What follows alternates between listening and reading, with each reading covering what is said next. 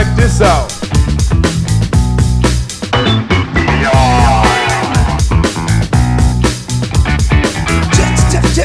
Check it out. What's it all about?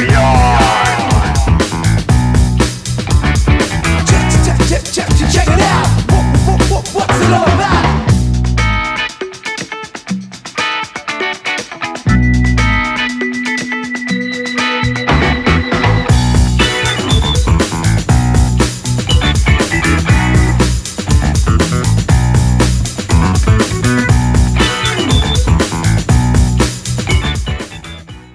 Everyone, TahoeJBennett back with another edition of Beyond the Synopsis for Comics Bodega. It's a little deep dive into a new comic that's coming out that needs to be on your radar and get a little more details from the creators themselves because better.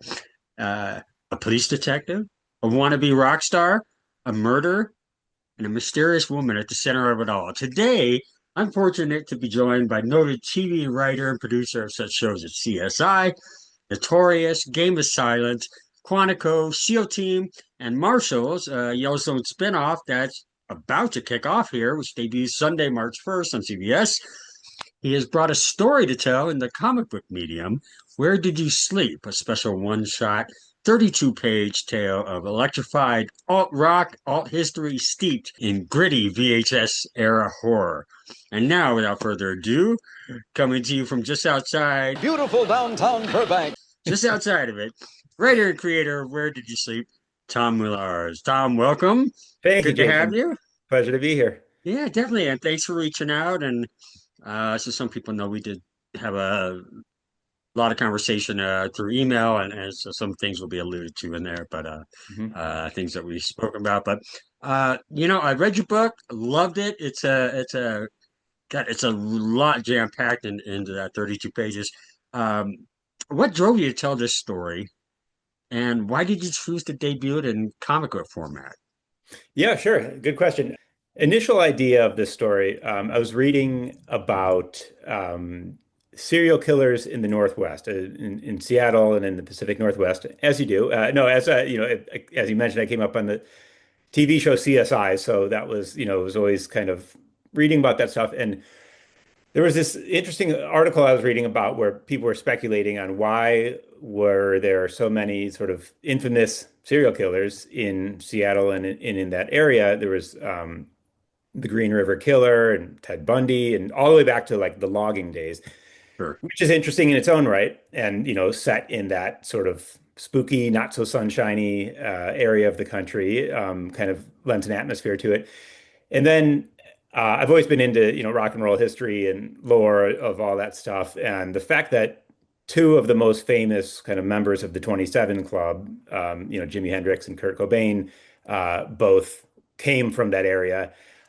I sort of, as writers do, sort of those two ideas sort of floated around together. And it was kind of like, what if there is some malevolent muse or inspiration that sort of lurks in that area and can get its hooks in you and can, if you're Ted Bundy, it makes you do some terrible things. But if you're a more artistically inclined person, maybe it drives you to create some amazing pieces of art, but then your life will eventually end in some terrible way. And so that was sort of the genesis of the idea. And then I was, playing around with it, and legal caveat that the people in the comic are fictional characters. I think there's enough of sort of, unfortunately, there's enough to sort of that rock and roll rise and fall story that we're all familiar with, that Sure. You can kind of put in things that have happened in multiple iterations through different art, starting from the original member of the 27 Club, Robert Johnson, who makes a kind of a bit of a cameo in this comic. And so I started kicking around that idea. And it's your question of why comics. It's interesting because I don't like, I gave that some thought because I've spent my career as a television writer and writing, screenplays, and I love it. Like, I mean, it's what I've wanted to do since I was in high school. And so, my first instinct is like, oh, here's a story idea. Maybe there's I don't know, it's not a TV show, certainly. It's kind of a one-off story. Well, it definitely can't be like an episode of a series because it's something uniquely in its own. Yes, exactly. And then I thought, I mean, I've loved comics since I was a kid, and I had been re at the time I was reading a lot of kind of indie horror comics, Infidel, and there was a great one called Blue on Green, which I liked a lot. They actually had to do with music and stuff like that. And I was like, this could actually. I've always wanted to write a comic, and I was like, this could be, a perfect story for that because it is, some kind of crazy mystical elements and things that, in artwork may be portrayed better than trying to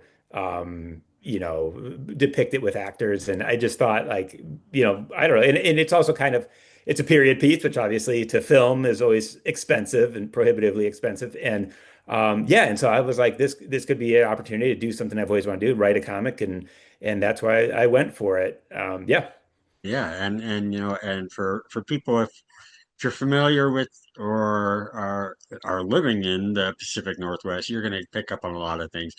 Like Tom said, Green River Killer is I think flashed on newspaper real early on.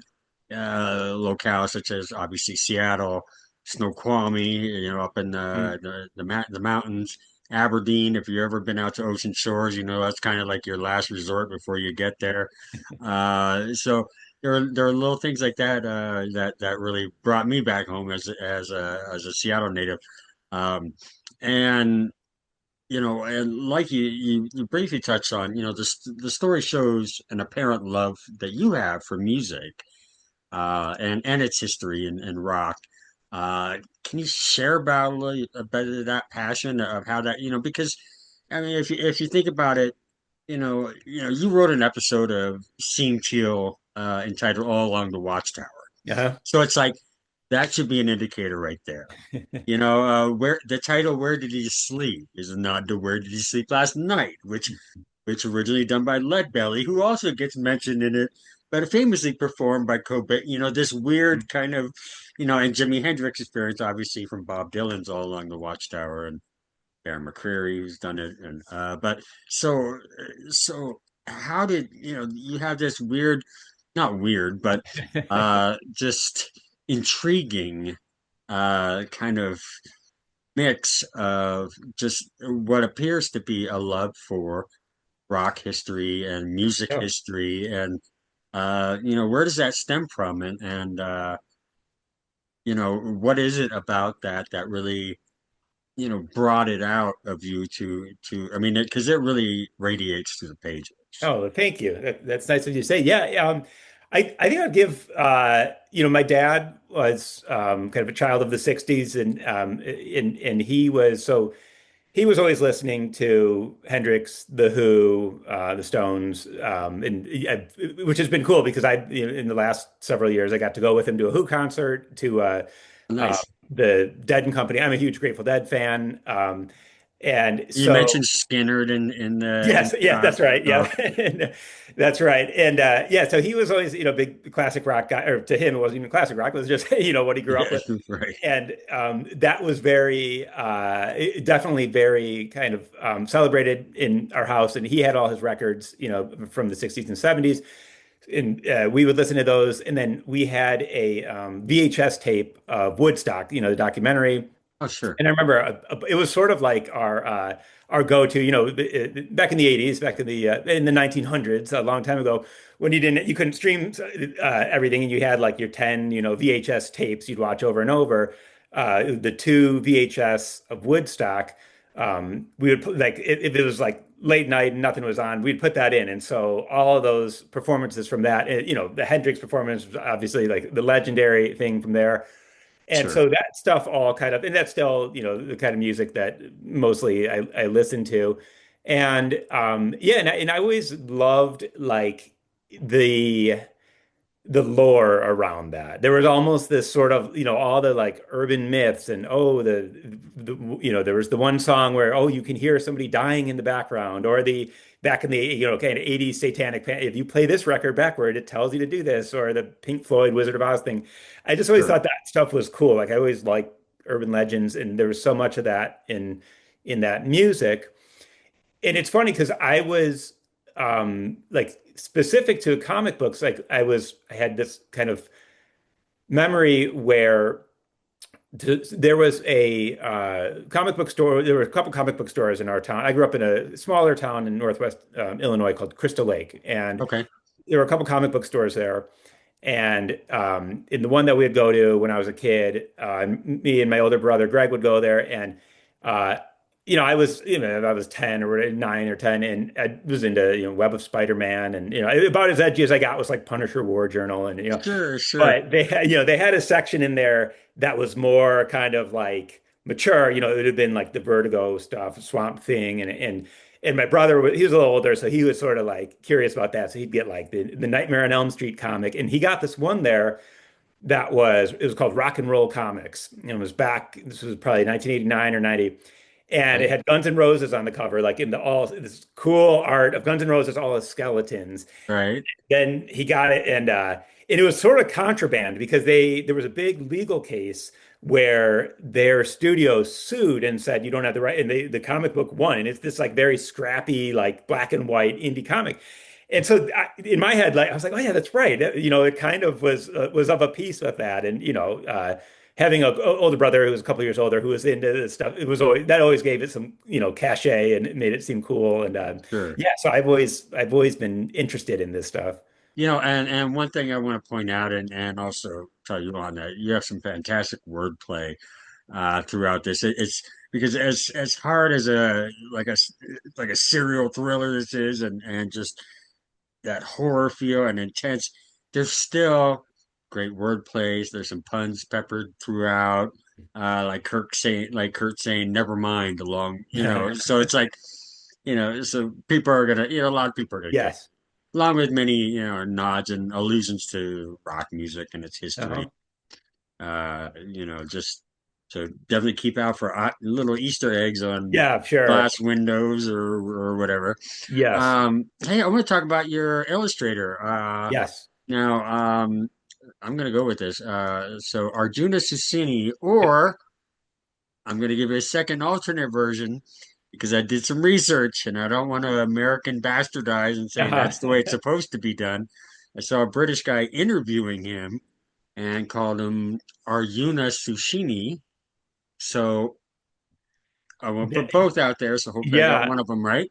Well known for horror comics, Yeah. and in this, uh, his highly detailed work is really able to nail that graphic tone that you're looking to get out of this. And he was great in Cullen Bunn's Lamentation, like you had Mhm. mentioned. I'm familiar with him in Zach Kaplan's Sci-Fi Forever Forward at Scout Yep. Comics. But how did you two end up connecting, and how did he become a part of this project to bring these characters to life? Yeah, no, I feel incredibly fortunate to have gotten to work with him on this. So essentially what happened was I wrote the script for this, and I was like, I don't know anybody in comics. I've never worked in comics. All I know is that I love them, and I want to see this come to life. And so I kind of looked through a bunch of stuff I had been reading, and I used I have an app through the LA County Library where you can read a bunch of stuff for free, online. Sure. And so I was looking through all that stuff, and I read this one-shot comic called The Replacer, which is written by a really great writer named Zach Thompson. And Yeah. I think you had him on your show before, Zach Thompson.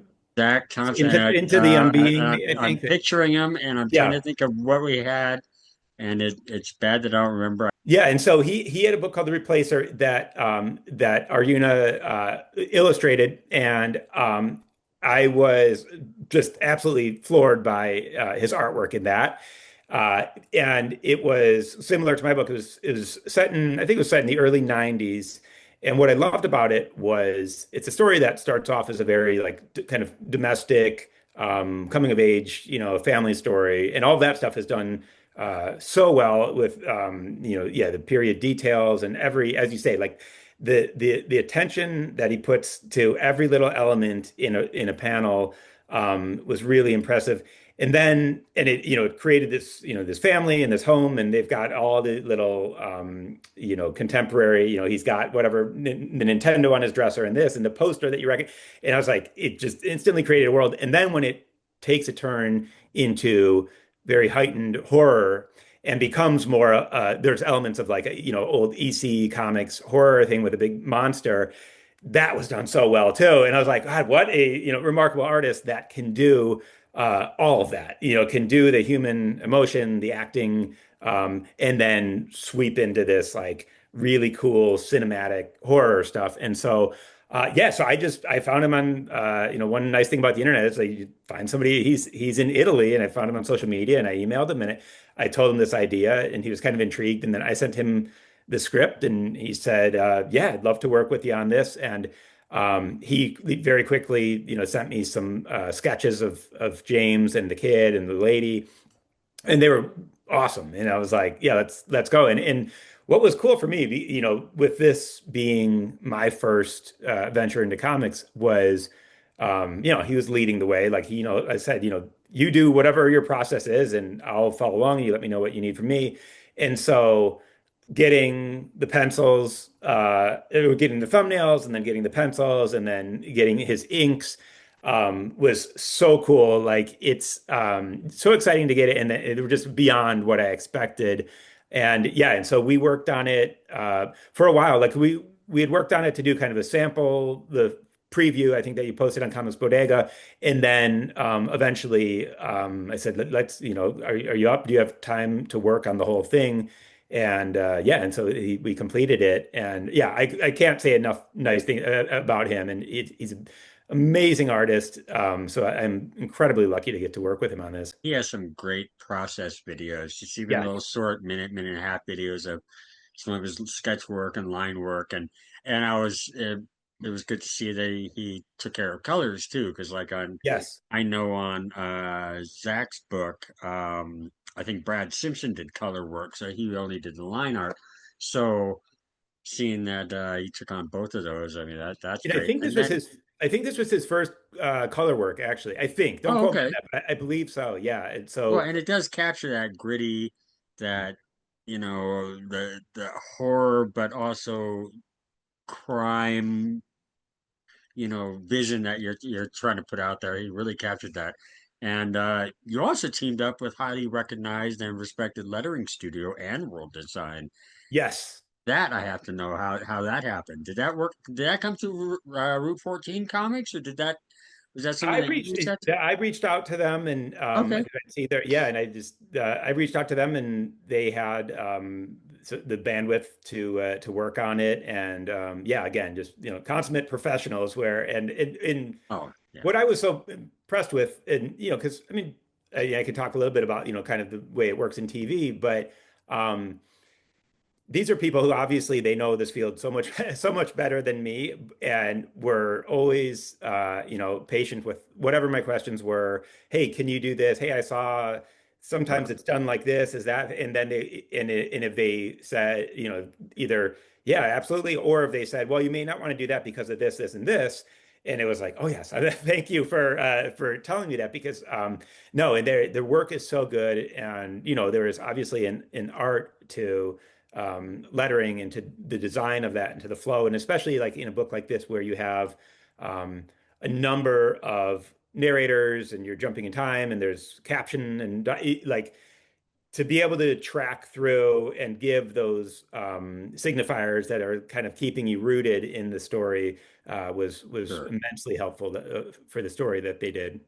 And professionals at the level that the folks over at AndWorld Design are, they're gonna nail their onomatopoeias. They're gonna nail those, Yes.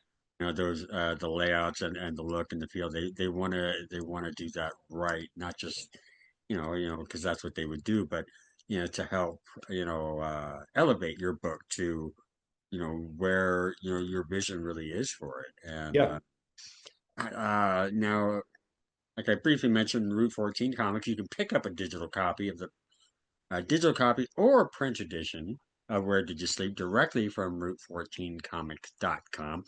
Uh, now, was this a story you pitched to them? Did they seek you, or is it someone you knew connected you with someone they knew, or Well, this is actually they essentially this is our imprint. Like so this is a thing that okay, we started basically, and my thinking behind it was we want to come out with this, and then working in TV, I know a lot of writers who I thought there may be some desire from some of them to venture into this, and I thought like sure. we kind of get this off the ground and get it going, and then we can maybe this is an avenue, and now that I've sort of met some people that have helped with this one, and as you said, working with AndWorld and working with and reaching out to some artists through this.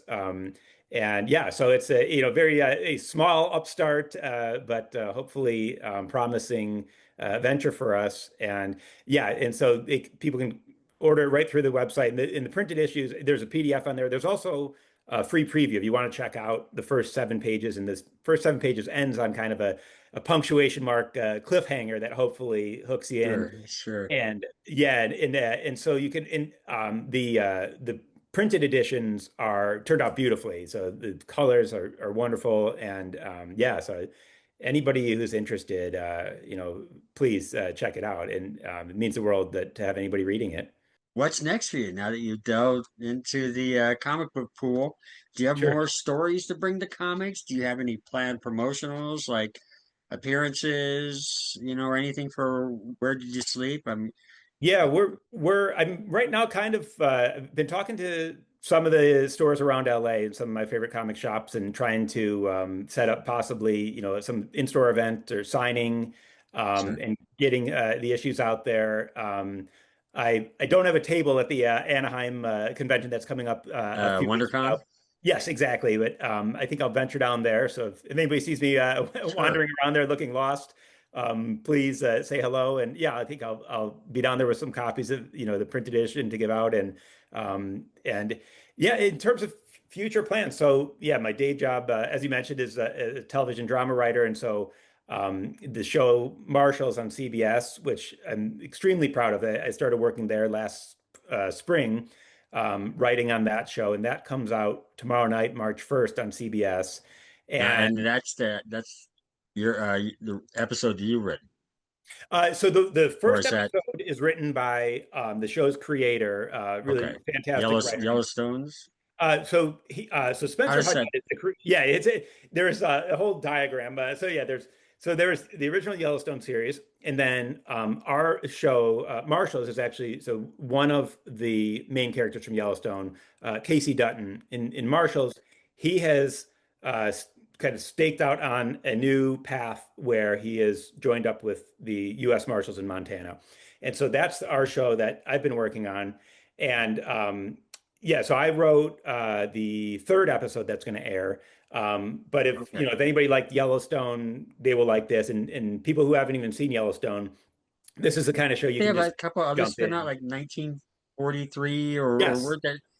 Okay, there's a whole host I of know some people that are they're into it, and I haven't yes. jumped in yet. I'm too behind on everything else. Yeah, sure. But But you are a perfect candidate for, you tune into this and you don't like we allude to things that, fans of the show know from the backstory, but you don't but you have can to. pick right up Yes, absolutely. from the get go. Nice. Exactly. And so, yeah, so I mean, that's been, what I've been working on for the last year. And yeah, as far as future comic stuff, like any writer, I always have, a lot of ideas in my head, and we'll see, if things align and maybe something, nothing concrete planned yet, but hopefully, this has been really fantastic experience. And so, yeah, hopefully down the road there will be something more. Well, your writing experience in TV is definitely helpful. I've worked with a lot of Hollywood TV and film screenwriters, and they know how to write scripts and how to so a lot of that translates well to comics. But there is a little bit of a learning curve with Yes. panels and how uh, which your Arjuna or Arshuna or Arjuna. Man, I'm gonna mess that all up. I'm gonna call him everything. Beautiful work. Yes. Um, Yes. but he did some great layouts and some panels that really just kind of just really took over the page and really upped its game. Yeah. And Timmy Hague, if you happen to be watching, I'm sure Tom will make the trip up to Arsenal. Uh, Oh yeah, that is a that. So I go surfing up in Ventura, and that is one of my favorite places to stop on the way home is Arsenal, and yeah, absolutely fantastic store, and he's also a great writer in his own right for sure. yeah, yeah, and just and a lover of comics. I mean, it just comes up, just pours out of him. I love that about him. Oh, and Zach Thompson was Into the Unbeing. Yes, It was a yes, horror. sort of Lovecraftian, very Yeah, cool. Yeah. yeah, I actually had spun 2 volumes. Um, but so didn't want to miss that, Zach. If you happen to be watching, just I do a lot of comics. But anyway, well, thank you for bringing this to my attention and reaching out and connecting with me here for on Zoom and sharing with me did you sleep. And it's a beautiful book. We want everyone to go check it out, pick it up, watch my review. We just published a preview. You can pick up a digital or print edition from route14comics.com. Get yourself some. There's a preview there. You can look at it there as well, and you'll see that it's money well spent, and you're going to get some high quality work all around from the creative team, but brilliant storytelling from Well, my thank you, guest JC. today, Tom Mularz. So thank you so much for taking the time and sharing your project with us, and can't wait to see more from you and Absolutely. Well, and thank and, you. and see how well this takes off. Yes, hopefully. So I really appreciate the time, and yeah, everything you do, you highlight some fantastic work from other creators, and appreciate it, Jason. Hey, thank you so much. Hey, I'm about it's about the industry. It's not about me. I want to promote them. I mean, my parents come to watch me, but everyone else is here for you. So, uh, but anyway, hey, I hope you have a great rest of your weekend, and everyone go out and pick up Tom's new book. Where did you sleep? You're not going to want to miss it. It's really stunning. I mean, you're just really going to love it. Watch for my review. So, thanks again. Thank you. And shout out to Tom Mularz for sitting down with us at Comics Bodega. Tell him more about his book, Where Did You Sleep? You can get it right now at route14comics.com. You get a digital or print edition.